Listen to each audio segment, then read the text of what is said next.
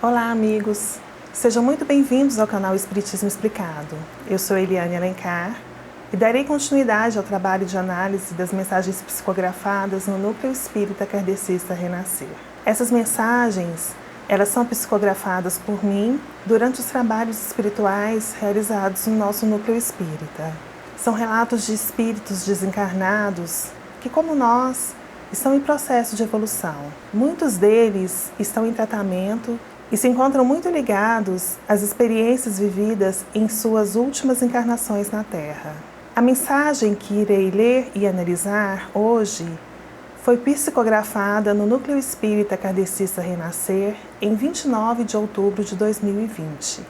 E ela começa assim: havia muita luz lá fora quando o túnel do trem parecia chegar ao final.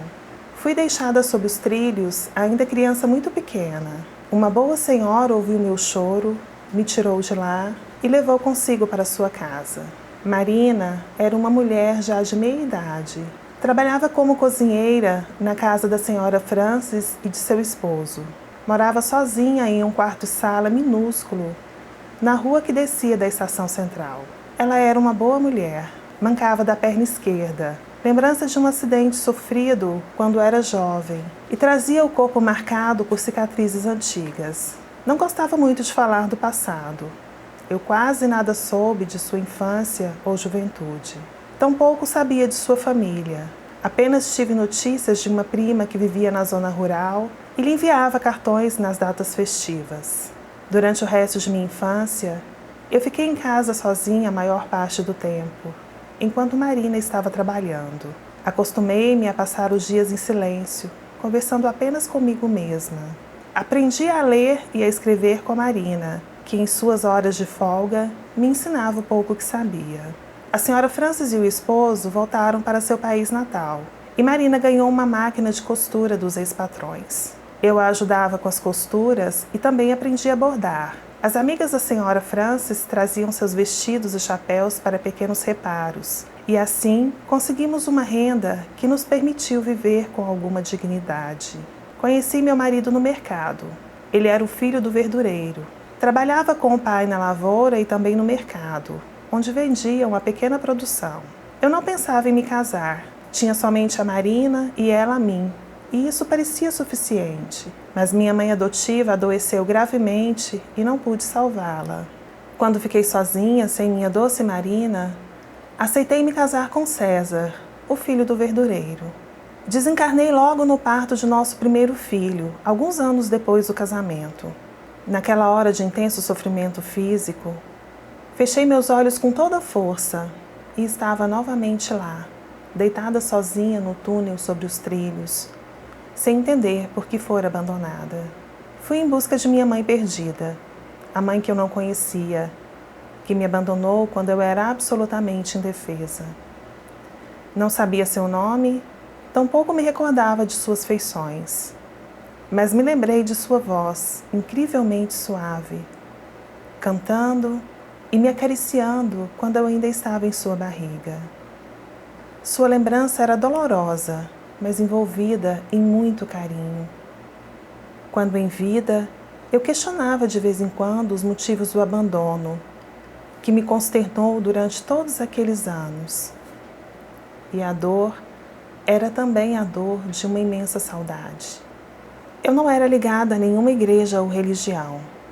Marina me ensinou pouco sobre dogmas e orações, mas havia uma imagem de Nossa Senhora sobre a pequena mesa no canto da sala, onde minha mãe costumava colocar algumas flores e pedir bênçãos, a mulher que parecia nos olhar com imensa ternura e bondade.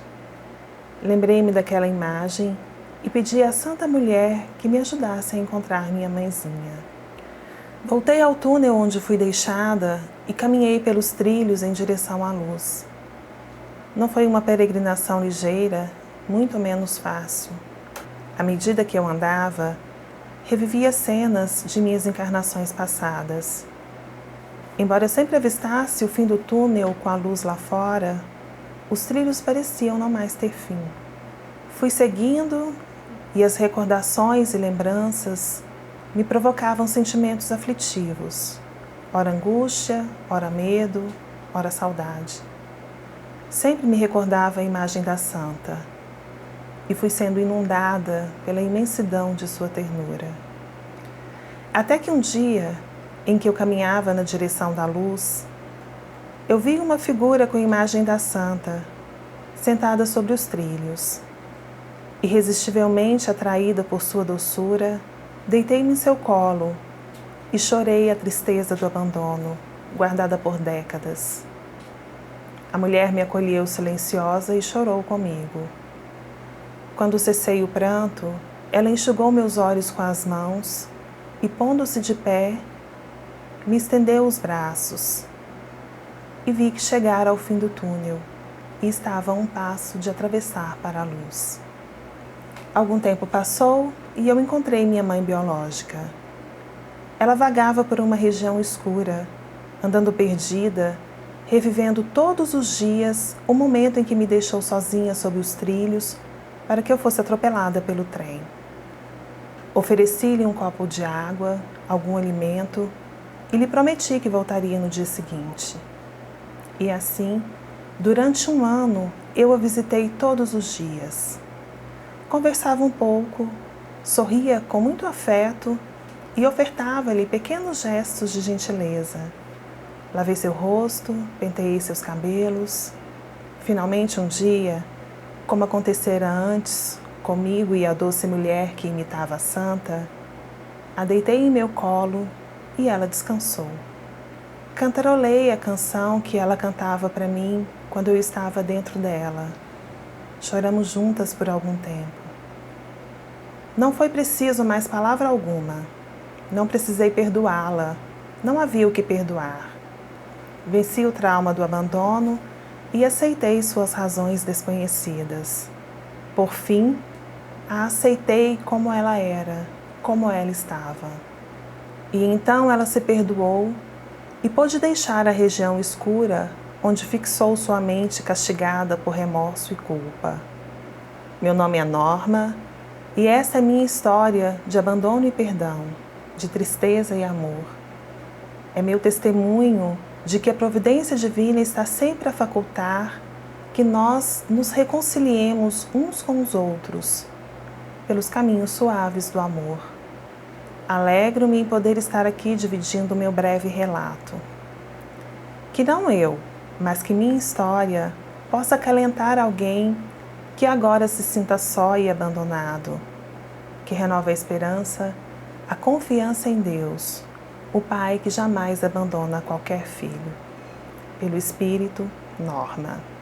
Todos nós, ou quase todos nós, que estamos encarnados neste planeta de provas e expiações, estamos aqui mergulhados na matéria para resolver nossas pendências, que por sua vez, em grande parte, são problemas afetivos, são questões de relacionamentos nos quais, de uma forma ou de outra, nós falhamos em experiências anteriores. E também questões relacionadas aos nossos sentimentos, que nós precisamos transformar, elevar, modular em uma direção positiva. Jesus, quando questionado sobre o maior entre os mandamentos, sobre a coisa mais importante de nossas vidas, ele nos responde de uma forma bastante objetiva, que o mais importante é o amor. Ele diz que o principal mandamento, que o maior entre os mandamentos, é amar a Deus sobre todas as coisas e ao próximo como a si mesmo, deixando muito claro a impossibilidade de se amar a Deus sem reconhecê-lo no nosso próximo, especialmente naqueles que caminham conosco. E Jesus também nos ensinou sobre a necessidade do perdão, o perdão que é a matéria-prima para o amor. A Norma foi uma criança que não teve uma família biológica. Ela foi deixada pela mãe, mas encontrou uma figura bondosa, a Marina, que a recebeu como filha. E as duas juntas formaram uma nova família. Embora a tristeza e o trauma do abandono que acompanharam Marina por toda a encarnação Ela não optou pelo caminho da raiva, da revolta, mas ela fez uma escolha positiva. Ela teve uma vida resignada, sem revolta, e foi muito grata à bondosa Marina. Norma foi um espírito que entendeu o amor como um caminho, como o melhor caminho. Ela que foi abandonada à morte pela mãe, quando era ainda uma criança indefesa, em uma atitude de perdão, em um gesto nobre de amor, quando ela reencontra a mãe, ela nem sequer a culpa, mas ela acolhe, sem julgamento, sem impor condições, e dá àquela mãe o perdão que ela tanto necessitava, o amor que cobre a multidão dos pecados. A Norma não nos conta os motivos pelos quais a mãe biológica a abandonou. Para ela não importa. Ela não precisava justificar a conduta da mãe.